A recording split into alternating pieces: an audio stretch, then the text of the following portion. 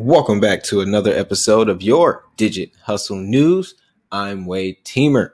First, I want to start by saying, hope you guys had a great weekend. Welcome back to the channel. Whole lot of things happened in crypto while you were kicking back, chillaxing, or whatever may have been happening this weekend. Anyway, first thing I want to start with, though, is a look at these charts, guys. I've been thinking about coming up with a new segment, calling it Chart Talk, because although I don't mention it a lot on this channel, I do look at the charts. I do look at the charts because I used to trade actively before I just became full-term investor and hodler.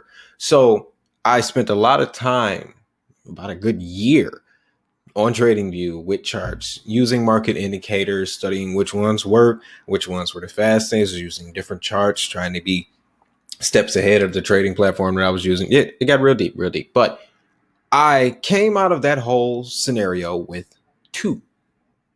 just two signals that I use that have been pretty freaking accurate for me since I've been using them. It's going on about 2 years now. Now, if you turn your attention to the screen here, what I have at the bottom is your price. This is the weekly chart. Let me move my head down. There you go. Good BTC. We're on the weekly chart right now. Okay, guys. Of course, we're doing good today. Real good day in the green. But as you can see, we have a whole lot more space to go. Now, up here at the top, this is the RSI, or Relative Strength Index. Now, what this basically, in simplest terms possible, what this tracks is the strength of the asset as far as price goes, kind of a median marker. Once I piece it all together, then you understand a little bit more. But down here at the main screen where we have the candles and the price chart, you see the same thing here. Okay, so this RSI at the top is a delayed indicator. This just kind of gives you a map of where price has been, an average of, the ranges from highs to lows over a given time period. Now, these pretty color light blue bands here, they are called Bollinger Bands, okay? They were invented by a guy named John Bollinger. It's a very, very smart man, mathematician, trader, heavy in finance. Definitely want to look him up. But I use these Bollinger Bands because they essentially encase the ranges of price for a given time. So combining the Bollinger Bands and the RSI, I have been able to get a pretty good picture of where we are headed. Okay, now, over the weekend, I pulled out TradingView and some charts, and I saw this forming. Okay, wanted to make the video right then and there, but you can never use past performance to guarantee future results. So I waited, let everything play out. Sure enough, good Monday, here we are. Okay, so I explained all of that to give you now what most can call a price prediction.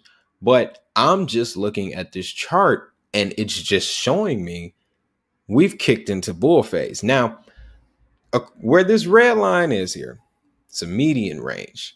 I can say is, according to this red line here, remember that's the RSI, the median is telling us that our next resistance is at 43,000. That's great money to be made, guys. We're going to see 43, maybe push to 45, and then there's going to be another pullback.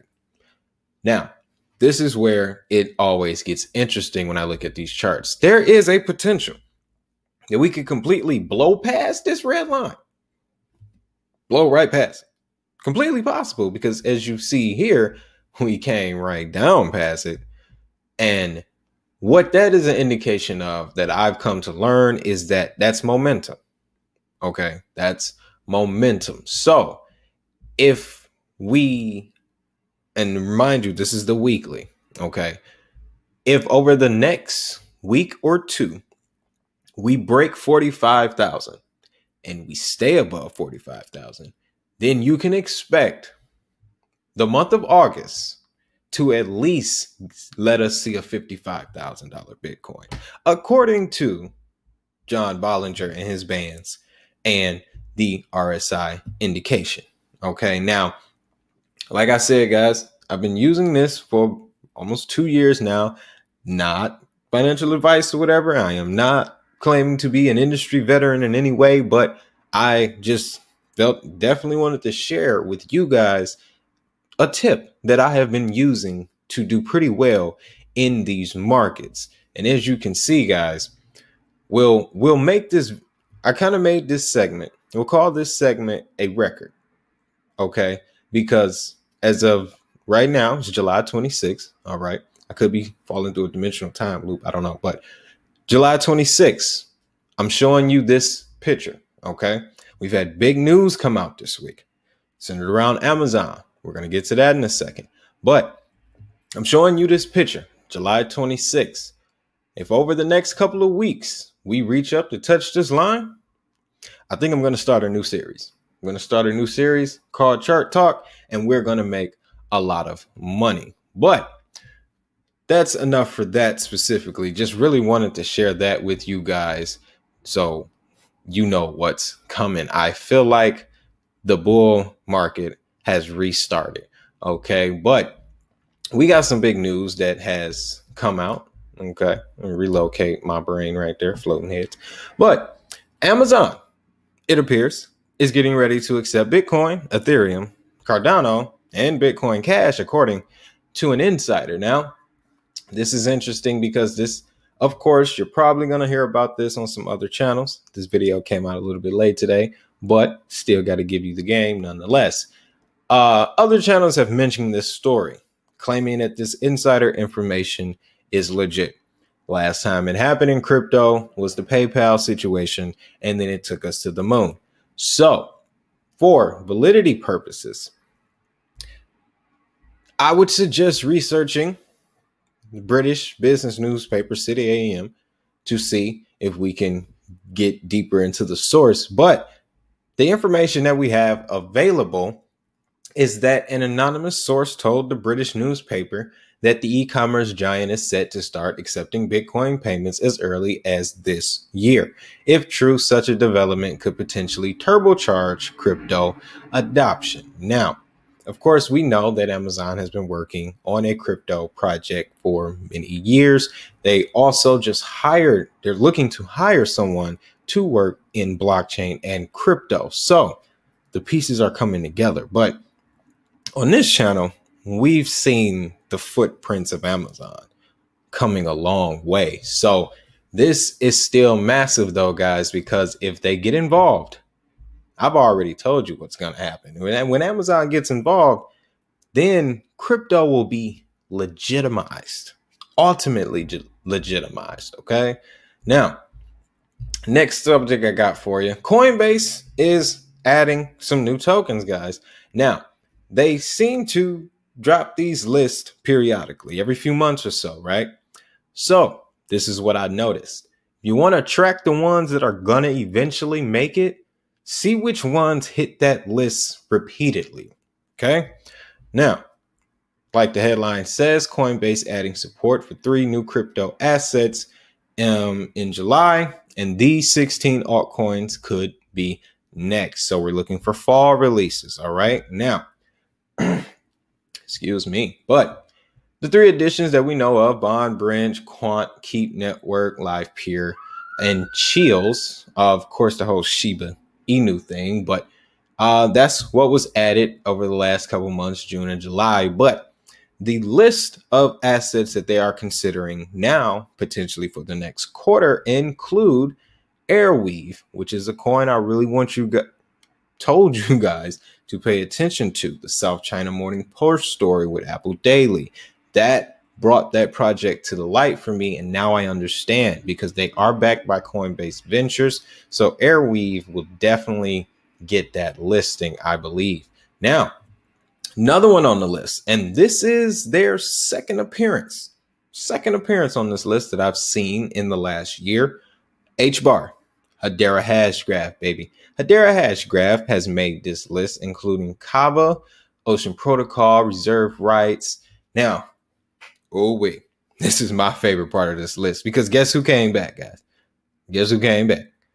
Theta Network, Digibyte, Render Token, Sia Coin, and the almighty Vet, the Vechain. The Vechain. So it's gonna happen. It's gonna happen. I'm not selling my Vechain ever. I don't care how hard it get in these streets. I'm not selling, okay? Because I'm looking to build legacies. Now, on the subject of legacy, I found something this weekend, guys, that I want to give to you, okay? Now, turning your attention back to said screen. What is the designated beneficiary option? Abra, one of my favorite crypto wallets, has just added a beneficiary feature. Okay, now let me explain to you guys what this means essentially. If you're looking to pass on some wealth, to spouse or your children, you can do that with your Abra wallet. Okay, you first got to apply for a Prime Trust account, and it's super easy. Essentially, they're just going to take your profile information from when you signed up for the wallet initially, bounce that over, takes 60 seconds, you're in. Okay, a couple days after that, maybe 24 hours, 48 hours, you'll go back into the app and you'll see these features. Now, the designated beneficiary, it's a real simple application. You add the beneficiary, their tax ID, social security numbers, all of that, relationship to you, and designated amount, of course. But what makes this so special, guys, is that this didn't make a headline anywhere at all. Not at all. You know? And the whole driving narrative with crypto is financial liberation, freeing the next generation and whatnot. Yet nobody is talking about this. Another reason why I had to bring it to you, because this is essentially what I'm here for. This is what I am here for. And I know a lot of people who tune into this channel agree with me. We're not just in it to play with some money for the next couple months. We are trying to break free from a system that is not tailored in our favor. And I'm just not talking about my people. I'm talking about all people that make less than 5 figures on a consistent basis. All right. Those who didn't do necessarily well according to standards set by schooling. Okay. Like it's a whole lot. Don't want to get that deep into it. But the point is this: Abra allows you to pass on generational wealth with the press of a button. Had to share that with you guys. Had to share that with you. Now, got some couple other news stories for you. Coming from Japan, we're going to talk about XRP for a second. Going to talk about XRP and SBI because they are over in Japan, the Japanese media talking about the XRP ledger being used for an NFT market. Of all things, NFT market. Okay, so just going to read a couple lines for you. This was the quote from the Japanese media station. They says that blockchain XRP ledger has the ability to tokenize not only XRP, but also various other assets, has very low transaction fees, does not use mining, and has decentralized transaction functions. So it is suitable for the environment, the effect of which is very, very small, and you can settle immediately. Now, this indicates automatically what they intend to use the XRP ledger for. Okay, this is just more of a boast to the power of XRP. They're definitely going to be global. Okay, they're definitely going to be global. And I've been doing some research over the weekend. Always doing my research. Always do your own research, guys. But I've been doing some research over the weekend, and I'm going to put together a video about the ISO 222 standard. Okay. I'm going to do a deep dive into that because it's needed to know. There are some specific names mentioned on their website. Well, not their specific website, but the website that I found upon doing the research. But yeah. XRP, Algorand, XDC.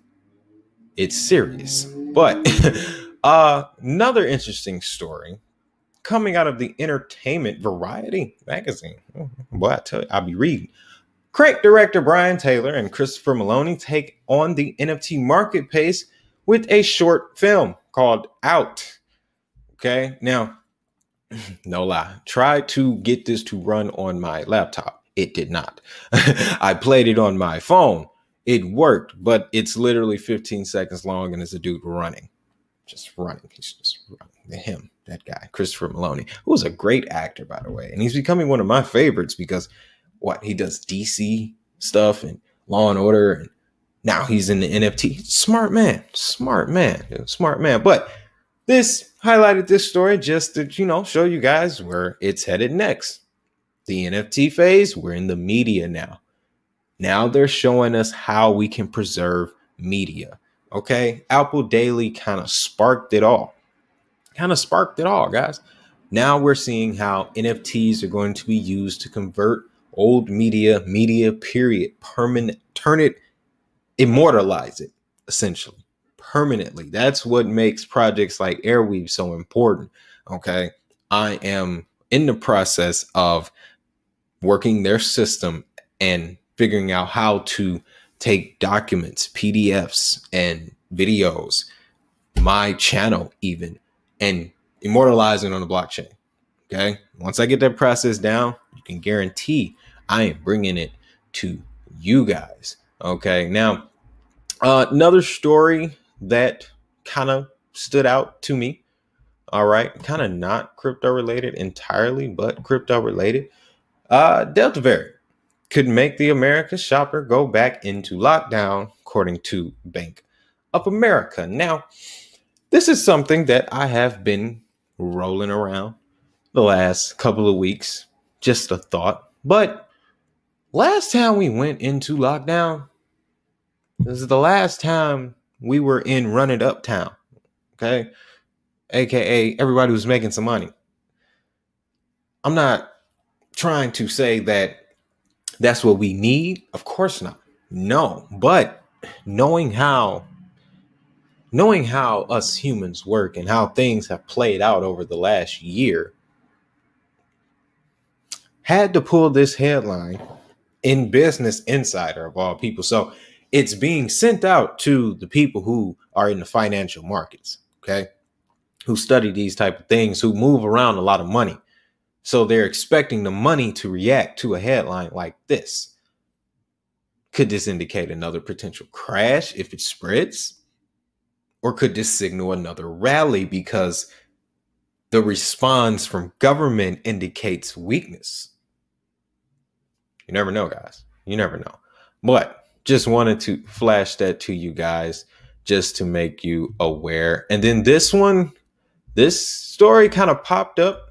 Came out kind of as I was putting this video together, but Tether executives, I was going to say Tezos, thinking about Tezos, but Tether executives facing criminal bank fraud charges. According to a report, the U.S. Department of Justice is investigating Tether for possible offenses conducted a year ago.